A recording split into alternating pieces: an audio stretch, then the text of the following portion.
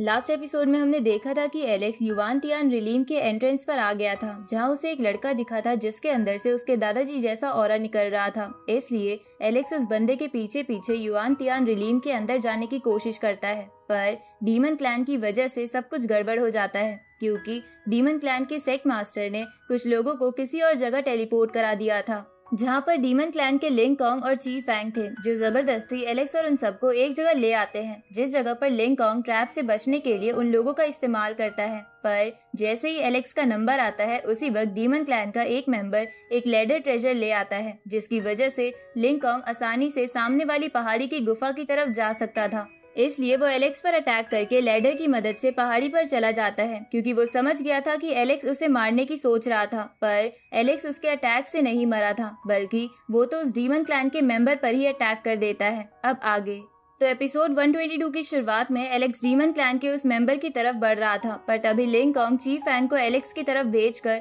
खुद उस पे एरो फेंकता है, लेकिन एलेक्स उस एरो से बच जाता है। इधर ची फैंग उस लैडर से नीचे उतर रहा था और वो डीमन क्लैन का मेंबर भी ची फैंग की तरफ जा रहा था, लेकिन तभी एलेक्स अपना डिवाइन फर्नेस बाहर निकाल के उसे उस लैडर पर फेंक देता है, जिसकी वजह से वो लैडर हिलने लगती है, जिसके कारण ची फैंग एकदम से नीचे गिरता है। तभी वो लैडर छोटी हो जाती है, पर वो डीमन क्लैन का मेंबर लैडर की तरफ ही बढ़ रहा था, जिसके कारण लैडर हट जाने की वजह से उस मेंबर का पैर एक ट्रैप पर पड़ जाता है, जिसकी वजह से उसकी वहीं मौत हो जाती है। पर उसकी मौत होते ही वहाँ पर वो मिस्टीरियस बोन गिर जाती है, जो एंट्रेंस एग्जामिनर ने कुछ खास लोगों को ही दी थी, जो कि असल में एक लाइफ लाइन की तरह थी, जिसकी वजह से कोई भी पहली बारी में यहाँ नहीं मर सकता था। अब वो बोन वापस एंट्रेंस की तरफ जाने लगती है। उसी वक्त एलेक्स उस लैडर ट्रेजर को अपने पास रख लेता है, जिसके बाद वो ची फैंग की तरफ देखता है, जो उससे घबराया हुआ था। दूसरी तरफ हम एंट्रेंस एरिया देखते हैं, जहाँ युवान तियान सीक्रेट रिलीम के अंदर से कोई बाहर आ रहा था, जिसे देखकर डीमन क्लैन का एल्डर हंसते हुए कहता है कि किसी ने अपनी लाइफ लाइन इतनी जल्दी इस्तेमाल कर ली। उसी वक्त वहाँ वो डीमन क्लैन का मेंबर फिर से रीबॉर्न हो जाता है, जिसे देखकर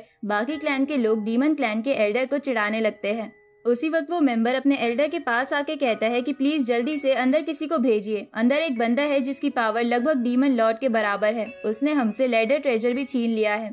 इधर ये बात सुन के जेसन अपनी वाइफ से कहते हैं कि क्या हमारा बेटा जेस उससे फाइट करने के लिए जा रहा होगा। इस पे जेस की मॉम कहती है कि मैं होप करूंगी कि वो पावरफुल बंदा जेस से ना टकराए। इस तरफ ची फैंग लिंग कॉन्ग से बोलता है कि मेरे पास वो मिस्टीरियस बोन नहीं है, जिसकी वजह से मैं दोबारा रिबॉर्न नहीं हो सकता, इसलिए प्लीज मुझे बचाइए। ये सुन के लिंग कॉन्ग एलेक्स से कहता है कि अगर तुमने मेरे स्टूडेंट को हर्ट करने की कोशिश करी तो मैं इस रिलीम से बाहर निकलने के बाद तुम्हारे टुकड़े टुकड़े कर दूंगा। इस पे एलेक्स बोलता है कि मैं उनमें से नहीं हूँ जो तुम्हारी बात मान जाए।